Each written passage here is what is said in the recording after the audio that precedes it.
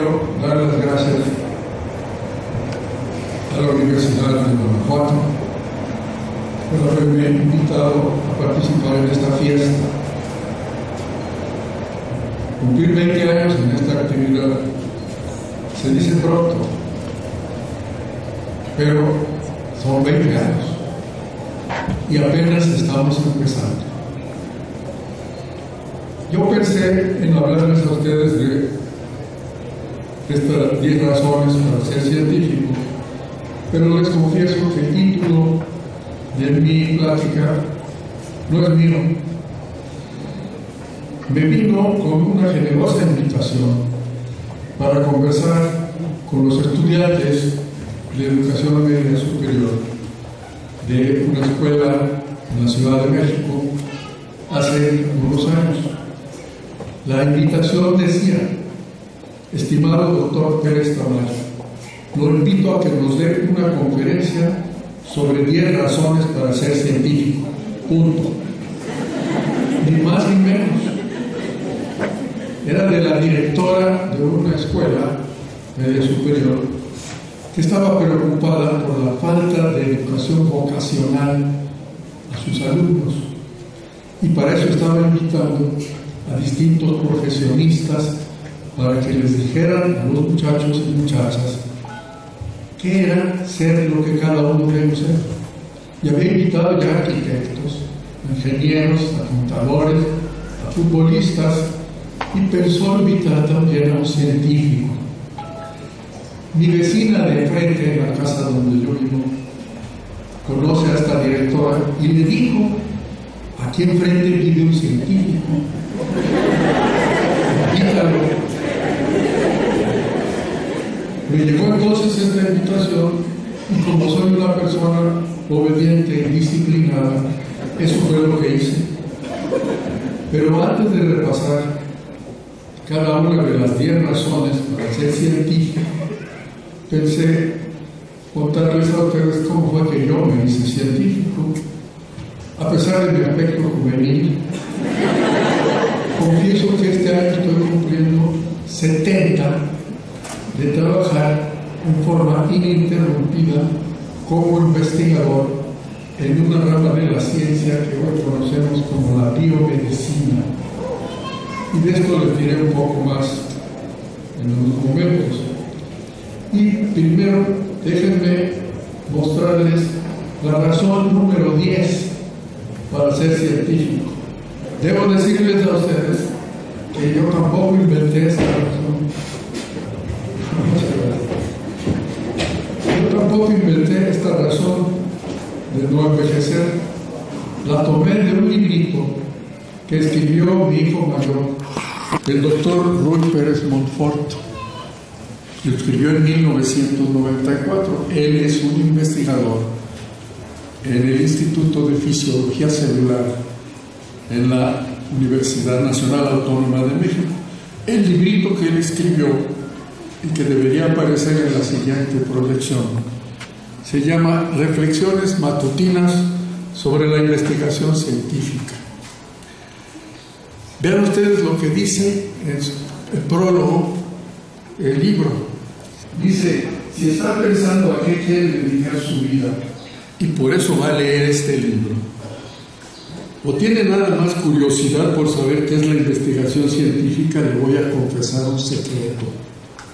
La investigación científica es una actividad a través de la cual se puede conservar la eterna juventud. La ciencia está cambiando continuamente y uno debe irse adaptando a estos cambios durante toda la vida. Ningún científico que está haciendo investigación científica activamente y la disfruta se siente viejo. Mientras su salud y su fortuna se lo permiten, puede sentirse rejuvenecido cada día. Y así sigue. Es un pequeño comercial para que se interesen ustedes por el librito que escribió mi hijo. Creo que la mejor manera de empezar esta plática es contarles cómo fue que yo me hice científico. Mi padre nació el día 1 de enero del año de 1900 en la ciudad de Mérida, Yucatán. Estudió música en esa ciudad igual que sus hermanos y terminó la carrera de violinista concertista a los 21 años de edad. Y entonces procedió a casarse con mi madre, que estaba a punto de cumplir 18 años de edad. Mi padre tocaba su violín en donde podía, que eran hoteles elegantes, bodas, fiestas de 15 años y muy raramente en salas de conciertos, porque formaba parte de un cuarteto de cuerdas con 2 de sus profesores y otro compañero del conservatorio.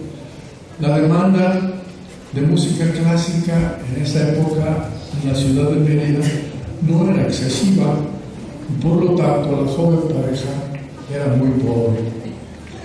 Otra ocupación de mi padre era tocar el piano en el cine, que entonces era de películas mudas, acompañando las distintas escenas con música adecuada, rápida cuando corrían los caballos, romántica para las escenas de amor, y como esposa del pianista, mi madre podía ir al cine gratis. Pero cuando nació su primogénito, mi hermano mayor, entonces ya no pudo ir al cine porque acompañar a mi padre por miedo a que su hijo chico empezara a berrear en cualquier momento. Un amigo músico de mi padre había emigrado a Tampico, que en esos años disfrutaba de un boom petrolero, y le escribió diciéndole que en ese puerto había más trabajo y estaba mejor pagado. Era la época de la compañía de petróleos, el Águila S.A., predecesora de Pemex, como todos ustedes recuerdan. Mi padre no quería dejar Mérida. Era joven, era yucateco y muy parrandero. Pero cuando su amigo volvió a escribirle, ahora ya con una propuesta específica de trabajo en una estación de radio que tenía una orquestita, mi padre dejó a mi madre y a mi hermano mayor al cuidado de sus padres en Mérida y viajó a Tampico. La situación económica ahí era mucho mejor que en Mérida, y mi padre envió por su esposa y su hijo pronto para que se reunieran con él, y a los pocos meses nací yo. Esta historia se la cuento porque el doctor que atendió a mi madre cuando yo nací también era un hombre joven, un poquito mayor que mi padre, que estaba iniciando su carrera como médico general en el puerto. Mi padre y este doctor se hicieron amigos. Él atendió a mi madre cuando nací yo y cuando nacieron mis otros 2 hermanos menores, con lo que se completó la familia, y todo el tiempo que vivimos en Tampico era un visitante frecuente y bienvenido en la casa. También se reunía en el café o en la cantina con mi padre porque tenía una gran ambición secreta en su vida. Ese doctor quería ser poeta. Fíjense que él quería aprender a escribir versos, porque mi padre tenía la rara habilidad de versificar a la menor provocación. Era lo más fácil del mundo para él escribir poesía de corrido sobre cualquier tema. El doctor quería aprenderlo y pensaba que mi padre podía enseñarle cómo, o quizás hasta contagiarlo con esta extraña capacidad. Y por eso se hicieron muy buenos amigos. Todo este cuento es para explicarles por qué en mi casa, desde que yo me acuerdo, el médico era un personaje muy importante. De hecho, cuando los hijos quisimos estudiar música para seguir la profesión de mi padre, tanto él como mi madre se opusieron terminantemente. Ellos no querían que tuviéramos una vida tan difícil como la que les había tocado y preferían 1000 veces que fuéramos médicos. Mi madre siempre soñó con que sus hijos fuéramos médicos y su sueño se cumplió. Mi padre y ella trabajaban muy duro y se privaron de muchas cosas para lograrlo, y lo lograron. Yo me inscribí en la escuela de medicina porque mi hermano mayor, que me llevaba 1 año, ya había ingresado a esa escuela. Mi interés no era ser médico. Yo quería ser como mi hermano mayor. Si él hubiera sido bombero, yo hubiera sido bombero. Pero fíjense que hubo otra razón para que yo estudiara medicina.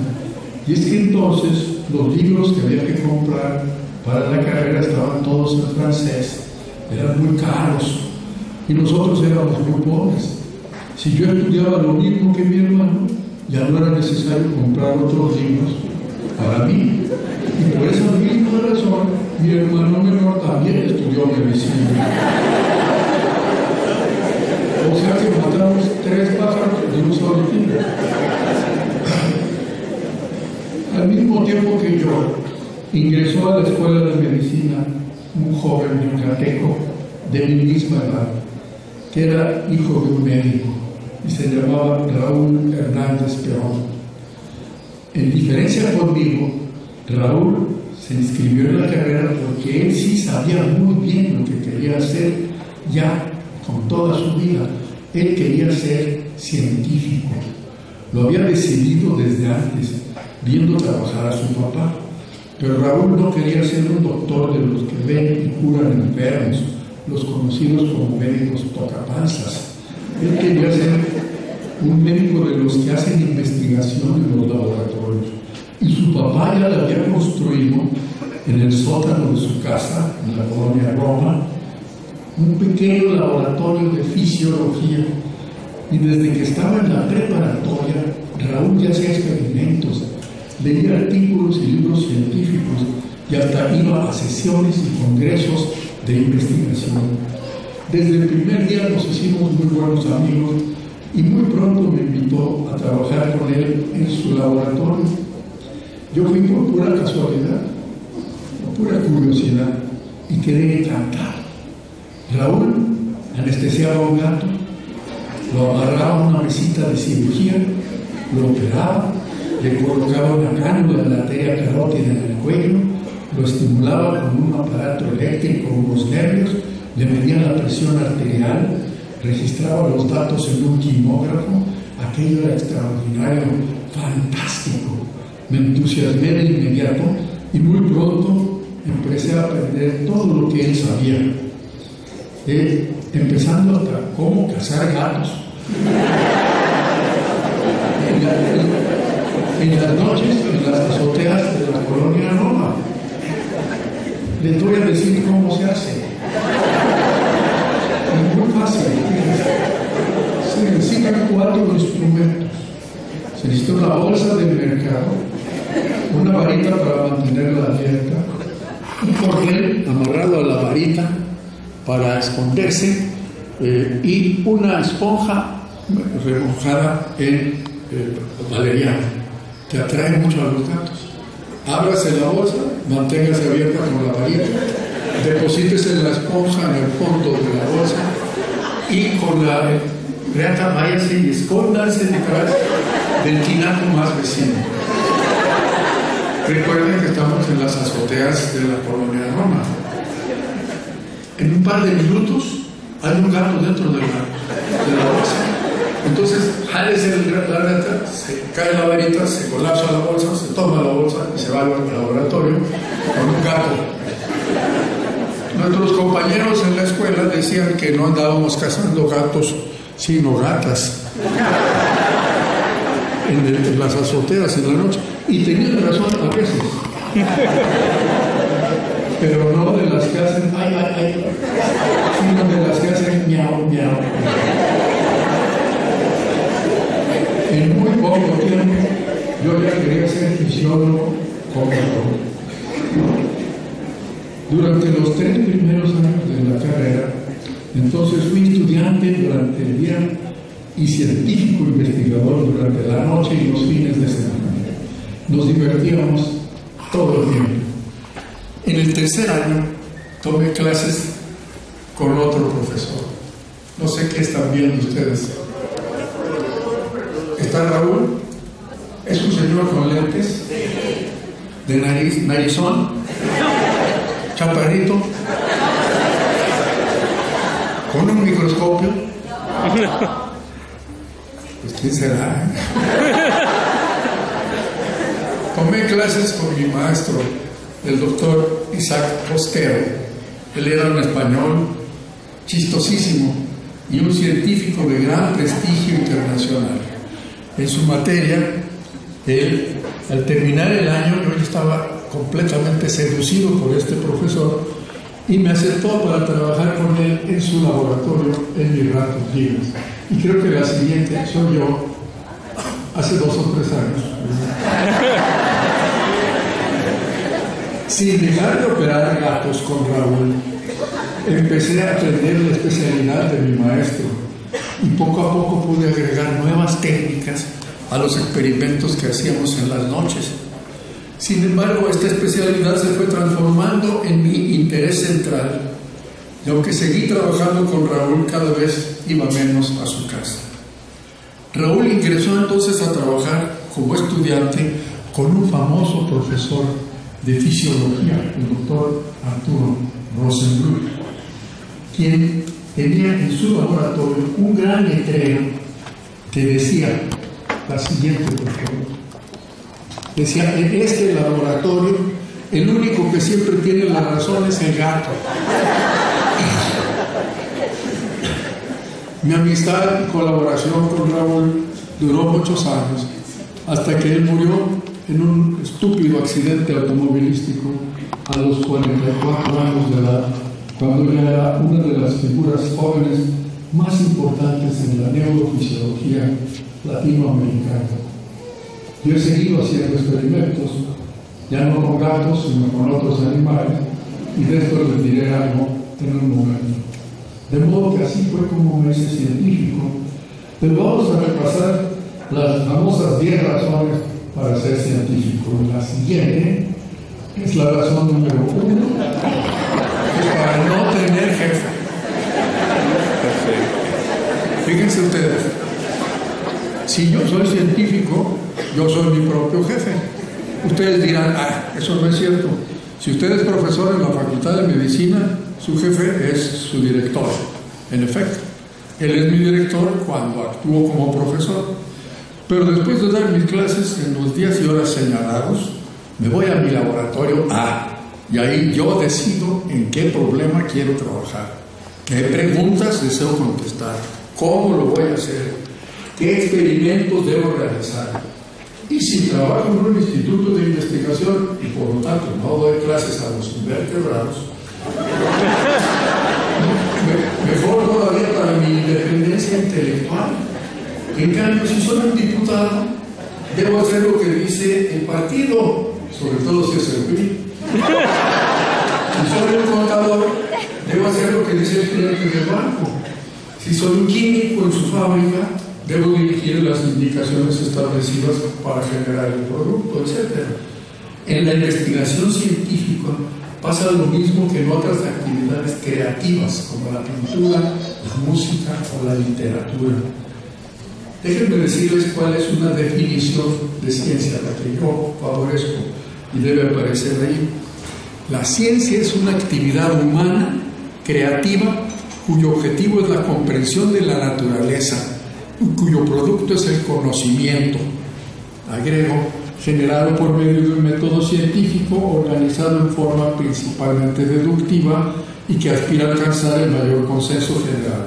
Y varios de estos puntos los voy a mencionar en un momento. Y déjenme mostrarles la siguiente razón para ser científico, que es no tener horario de trabajo. ¿A qué horas empieza a trabajar el científico? La pregunta más bien debería ser: ¿a qué horas no trabaja el científico? Una parte muy importante de la ciencia es pensar, darle vueltas al asunto, imaginarse cómo podría ser la solución al problema que quiere resolverse. Hay que pensar y pensar y pensar, y para eso no hay horario, no hay reloj checador, no se empieza a las 8 de la mañana y se termina a las 5 de la tarde. Si en vez de ser científico soy un sastre, más me vale estar en la sastrería cuando vienen los clientes. Si soy dueño de un restaurante, pues debo vigilar a mis empleados y mantener un horario fijo. Si vendo automóviles Mercedes-Benz, mi horario debe incluir los domingos, que es cuando compran los millonarios. Hace muchos años, Yo tuve un vecino que era un empleado de una agencia de publicidad, era un ejecutivo ahí, y a las 5:01 de la tarde salía corriendo de su oficina, feliz porque entonces podía, según él decía, olvidarse del trabajo hasta las 9 de la mañana del día siguiente. La tercera razón para ser científico es para no aburrirme en el trabajo. Y quizá esta es para mí la razón más importante para ser científico. He estado aburrido muchas veces en mi vida, sobre todo en reuniones sociales con gente estúpida, o escuchando discursos llenos de demagogia y de falsedades, o haciendo cola en ventanillas de dependencias oficiales esperando que reaparezca la responsable, o esperando pagar en una caja del supermercado, etc. Pero en cambio no me acuerdo de haberme aburrido nunca en mi laboratorio.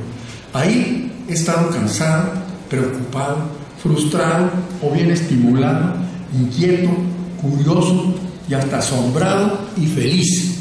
Pero nunca he estado aburrido.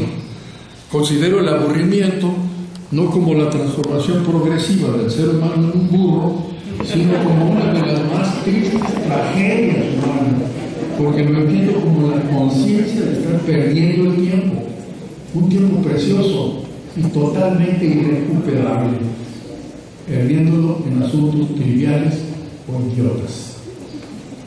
La cuarta razón para ser científico es para hacer siempre lo que me gusta. Y aquí debo referirme al concepto de la vocación. Una idea muy extendida es que nacemos ya con ciertos gustos y disgustos. Algunas cosas nos gustan más que otras, sin que realmente las conozcamos. Cuando algún joven se recibe de arquitecto, no falta nunca entre los comensales del banquete en donde se celebra aquella vieja tía que dice: sí, desde chiquito ya se le veía la vocación, le encantaba jugar con los legos. Entre los médicos es frecuente oír que se escogió esa profesión porque dicen: yo no podía con las matemáticas. El dogma de la vocación es que hacemos bien lo que nos gusta y que este gusto está predeterminado, ya se trae desde el nacimiento. Yo no estoy de acuerdo, no creo en las vocaciones. Nosotros no hacemos bien lo que nos gusta, sino todo lo contrario. A nosotros nos gusta lo que hacemos bien. En esta vida todo es de aprender, a caminar, a nadar, a jugar tenis, a resolver ecuaciones de segundo grado, a operar gatos, etc. Al principio no lo podemos hacer, no sabemos cómo, pero si nos enseñan, nos ayudan, le metemos ganas, poco a poco lo vamos aprendiendo y nos va gustando. Y conforme lo hacemos mejor, nos gusta cada vez más. Cuando uno es joven se puede hacer muchas cosas: ingeniero, abogado, médico, pianista, escritor, político, empresario, historiador, militar, filósofo, profesor, futbolista, etc. Lo que al final es cada quien es fundamentalmente el resultado de contingencias ambientales casi impredecibles. Se habla de vocaciones para ciertas profesiones libres, sobre todo las creativas, como la pintura o la música, pero nadie habla de la vocación del marinero o del policía de tránsito. Cuando alguien dice: a mí no me gustan las matemáticas, es que no las conoce. Se equivoca en una suma de quebrados y se frustra, las hace mal. Pero en cambio, si es una fiera para el álgebra y el cálculo diferencial, las hace bien y está encantado.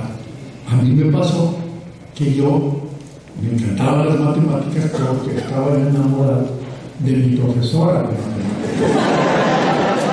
Yo tenía 11 años y mi amor terminó cuando me enteré de que me engañaba con su marido.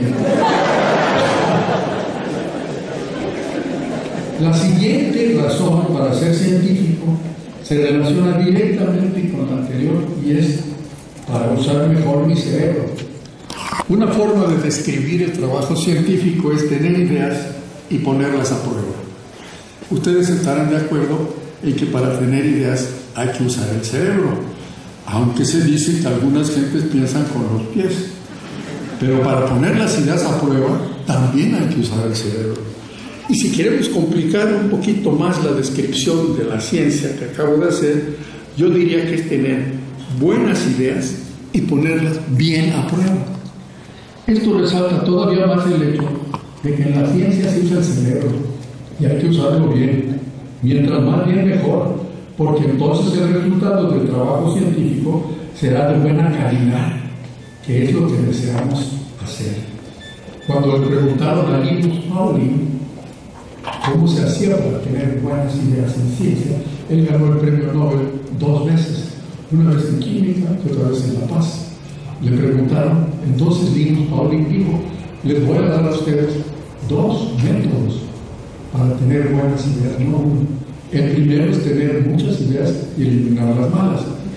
Y el segundo, cuando no se le ocurren a uno buenas ideas, yo le pregunto a mi esposa. Ella siempre tiene muy buenas ideas sobre todas las cosas.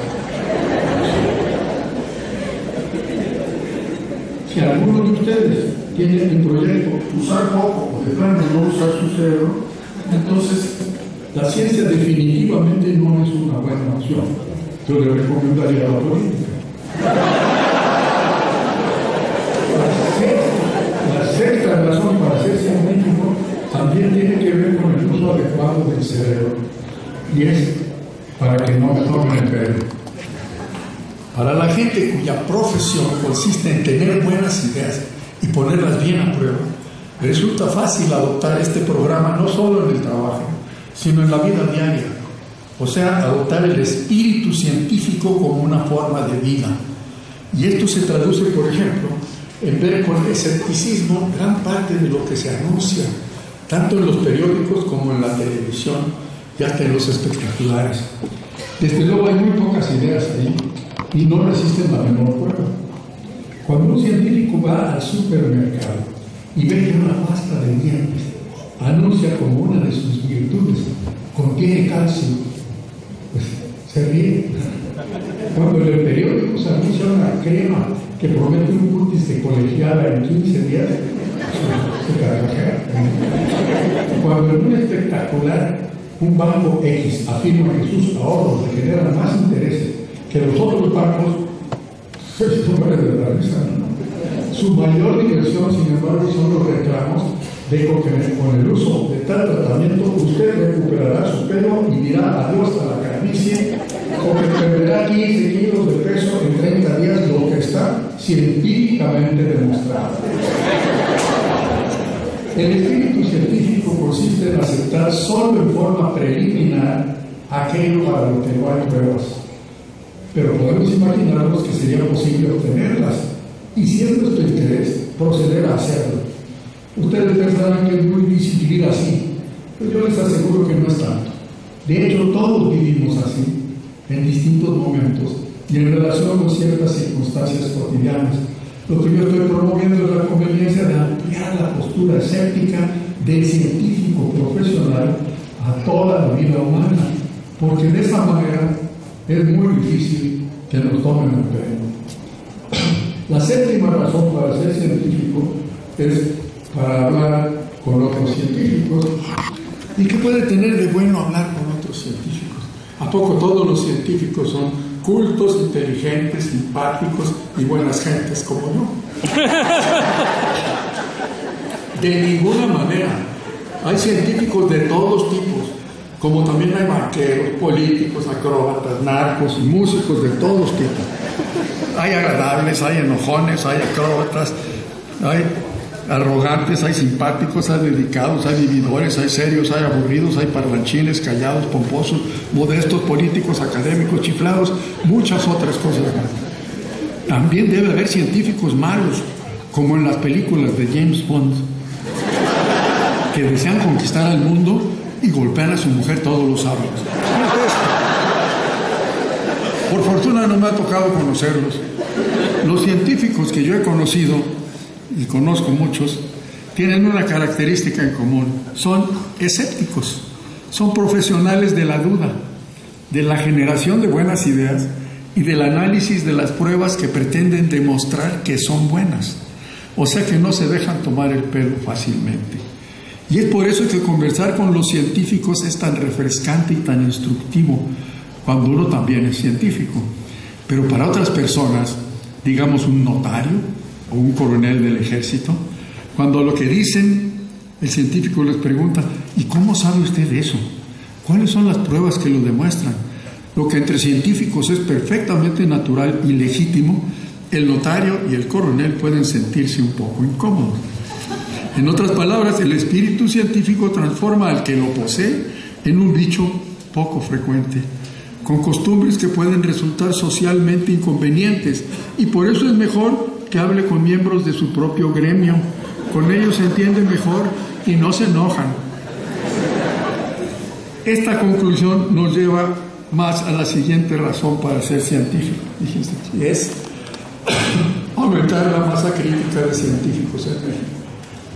Hay un acuerdo generalizado en que la causa principal de la transformación del mundo medieval en el mundo moderno fue el desarrollo de la ciencia, como hoy la conocemos, a partir de los siglos XVI y XVII.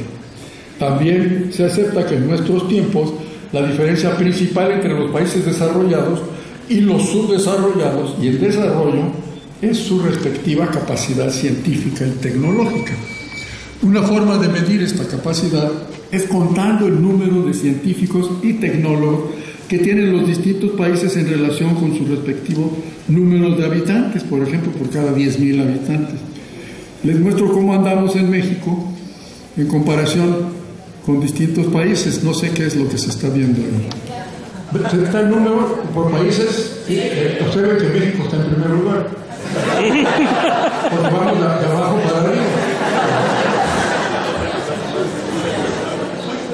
Para poco más de 100 millones de habitantes, México tiene ahora cerca de 15,000 científicos registrados en el Sistema Nacional de Investigadores. O sea, poco menos de uno por cada 10,000 habitantes. 0.65 de acuerdo con nuestras cifras. En cambio, Chile tenía 3, España 6, Estados Unidos 36, Alemania 38, Japón 42. Las cifras también. O sea que los científicos en México somos muy pocos en comparación con los que deberíamos ser. Pero la situación es todavía más grave, porque la población general del país está creciendo más rápidamente que la comunidad científica. Y entonces los científicos nos estamos convirtiendo en una especie en extinción. El problema tiene muchas facetas, algunas compartidas con otros países latinoamericanos, otras propias de nuestra idiosincrasia. Pero la solución es nada más una: aumentar el número, la masa crítica de científicos en México. Si cada uno de ustedes decide ser científico y toda su generación en todo el país decidiera lo mismo, y los que ya lo somos viviéramos activos otros 50 años más, apenas llegaríamos al nivel de científicos que tiene Chile el día de hoy. Si duplicamos estas cifras, nos estaríamos acercando a España. Para alcanzar a Alemania o a Japón, necesitaríamos que nuestro himno nacional dijera, en lugar de piensa, oh patria querida, que el cielo un soldado en cada hijo te dio, dijera, piensa, oh patria querida, que el cielo un científico en cada hijo te dio, y que se hiciera cierto. La comunidad científica mexicana tiene que crecer a un ritmo mayor que el crecimiento de la población general. Y para lograrlo, tenemos que convencer a la juventud de nuestro país de la importancia de dedicarse a la ciencia. Pero ¿cómo la convencemos en un mundo y una sociedad en donde lo que cuenta es lo que tienes, no lo que eres? En donde cuánto tienes es más importante que cuánto sabes. En donde cuánto te beneficias es más importante que cuánto contribuyes. Así es. La única respuesta que se me ocurre a estos cuestionamientos que considero legítimos es haciéndole la lucha con todo lo que tenemos, todo el tiempo, y en contra de lo que sea que se oponga a nuestro objetivo. La siguiente novena razón para ser científico parece resumir todas las anteriores, porque es para estar siempre bien contento. Esta es una razón de tipo muy personal. Como ya les conté, yo he sido científico profesional y cotidiano toda mi ya larga vida y siempre la he pasado bien contento.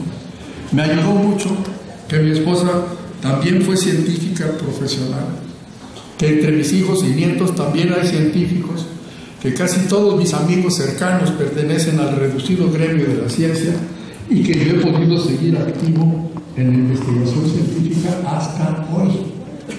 Durante la semana llego a mi laboratorio un poco después de las 6 de la mañana, arreglo papeles, leo artículos recientes, contesto correspondencia y un par de horas después ya estoy sumergido en la revisión, interpretación y discusión de los resultados de los experimentos realizados en días anteriores por mis estudiantes graduados. Estamos tratando de contestar 3 interesantes preguntas. Tenemos ideas que creemos son buenas y las estamos poniendo a prueba, creemos que bien. Nuestros datos sugieren que las cosas podrían ser como nosotros las imaginamos, y esto basados en resultados obtenidos en experimentos anteriores, pero no hay garantía de nada. Al final aceptaremos el juicio colgado en el laboratorio del doctor Rosenblum, que decía: en este laboratorio el único que siempre tiene la razón es el gato. Y ya llegaron donde empezamos a la 10ª razón para ser científico, que era para no envejecer. Una última palabra. Que se ha hablado como científico especializado en una rama de las ciencias biológicas, la investigación biomédica. Pero no solo las ciencias biológicas tienen muchas otras ramas, sino que la ciencia en general es un universo tan generoso como diversificado. Además, es estimulante, atractivo, fácil y difícil, sencillo y complicado, cualitativo y cuantitativo, teórico y aplicativo, esotérico y práctico. Lo que la ciencia no es una profesión, es un camino para ganar mucho dinero o para adquirir mucho poder social o político. Y por lo tanto a ustedes, los jóvenes, los dejo con una pregunta. ¿Qué es lo que cada uno de ustedes quiere hacer con su vida? Les deseo en ella muy buena suerte y les doy las gracias por su atención.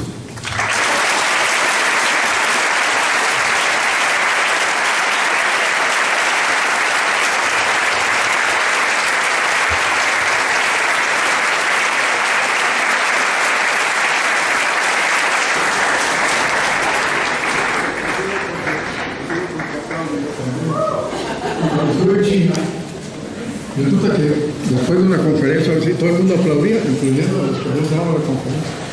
Y yo le pregunté entonces a mis anfitriones: ¿por qué aplauden también las gentes a las que les estamos aplaudiendo? Y la respuesta fue: porque todos estamos muy contentos.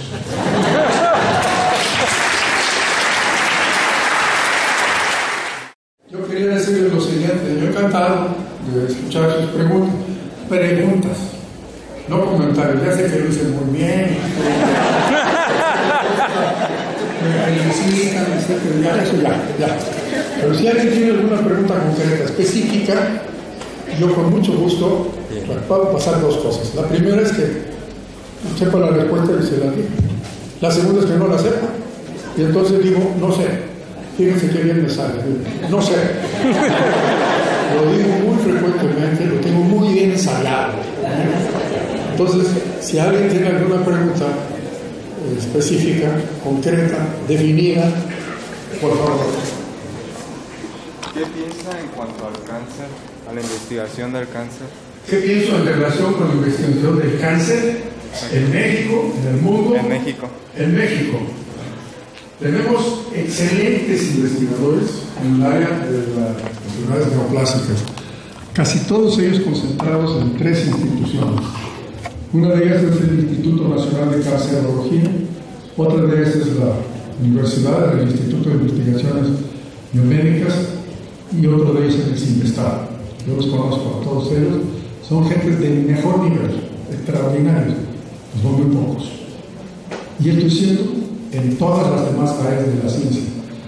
Calidad, no le pedimos nada a nadie en el mundo, es cantidad lo que nos hace falta. Si tuviéramos 1000 más, estaríamos en el Frente Internacional de la investigación en cáncer y en otros campos. Pero nuestro problema es que no somos suficientes, somos muy pocos. Y en parte, una explicación es en parte que la profesión del científico investigador no se conoce en nuestro país. Se conoce tan mal que ganan más los futbolistas que los investigadores. Cuando ni siquiera ganan el campeonato, ¿verdad? Entonces, no ha habido promoción a nivel oficial, a nivel formal, del desarrollo de la ciencia y la tecnología. Cuando ingresó como presidente del país el licenciado Salinas de Gortari, su médico, Enrique Wolpert, amigo mío, me consiguió una entrevista con él y fuimos a verlo 3 médicos. Y yo le llevé 2 hojas escritas al presidente diciéndole que queríamos que hiciera 5 cosas como presidente. Y la primera era que hiciera un decreto declarando a la ciencia y a la tecnología como la prioridad número 1 del desarrollo del país y que implementara las medidas necesarias. Fuera un decreto como el de la expropiación petrolera, que afectara a todas las entidades del país. En fin, las otras 4 cosas eran que aumentara el presupuesto del CONACYT, en fin, unas cosas. A todas les dijo que sí y las hizo. Al mes fundó el Consejo Consultivo de Ciencia de la Presidencia, que no existía. Eso se lo pedí yo también. La que no hizo fue la primera. La respuesta que me dio fue: eso se puede hacer de otras maneras. Y no se hizo. Ese ha sido uno de los factores que hace que nosotros, en número, seamos muy buenos, tan buenos como cualquier otro, pero en cantidad estamos muy deficientes. Bien. Buenos días, soy Salvador Botello de la División de Ingenierías Campus Irapuato Salamanca. No, bien. Soy Salvador Botello de la División de Ingenierías Campus Irapuato Salamanca. Y mi pregunta es, dentro de su corta vida y gran experiencia, ¿cómo ha sido el cambio de la investigación y tecnología en México, ya sea para bien o para mal? ¿Cómo ha sido el cambio de la tecnología y la investigación en México? He escrito 2 libros sobre el tema. La historia general de la ciencia en México en el siglo XX, que se publicó en el año 2005 por el Fondo de Cultura Económica, es muy buen libro. Y otro librito que yo edité, coordiné, sobre la historia de la ciencia en México, no nada más en el siglo XX, sino a lo largo de toda la historia del país, desde que somos México. Si uno examina cómo estaba la ciencia en México en el año 1900, a principios del siglo XX, y cómo estaba a fines del siglo XX, la diferencia es fantástica. Es un salto cuántico, especialmente en la segunda mitad del siglo XX. ¿Sí? Aparecieron instituciones dedicadas a la investigación, empezaron a regresar a México investigadores educados en el extranjero, se empezaron a formar grupos de investigación de magnífico nivel, y se crearon instituciones en apoyo a la investigación, surgió el CONACYT, surgió la FONEPA, la GAPA en la universidad, etc. Fue una proliferación neoplásica, casi del tipo de cáncer, ¿verdad?, de la ciencia, pero fue en los últimos 50 años del siglo XX. Si nos comparamos como estábamos a fines del siglo XX con como estábamos a principios del siglo XX, la diferencia es fabulosa, es para sentirse uno bien optimista. Pero si nos comparamos cómo estábamos a fines del siglo XX con cómo deberíamos estar en comparación con los países desarrollados, estábamos muy, muy subdesarrollados. Y seguimos así. Ha habido una historia que no podemos ignorar en la evolución de la ciencia y la tecnología en México, muy positiva, pero todavía no alcanzamos el nivel que donde deberíamos estar para que la ciencia contribuya a mejorar la calidad de vida de la sociedad. ¿Cuál es la razón por la que cree que la gente no se interese por ser investigador? No entendí la pregunta. ¿Cuál es qué? La razón por la que la gente no se interesa en ser investigador. La que acabo de mencionar es por ignorancia, porque no se le ha hecho la campaña suficiente a lo que representa una vida dedicada a la investigación científica. es lo más sencillo, ¿verdad? Si yo se lo explico a ustedes, sé que todos ustedes ya se van a poder hacer investigación ahorita mismo. ¿Por qué? Porque ya saben lo feliz que uno es cuando se dedica a esto. Pero esto no es un conocimiento generalizado, todo lo contrario. Cuando yo le dije a mi padre que yo iba a ser investigador, él me dijo, ¿y quién te va a mantener?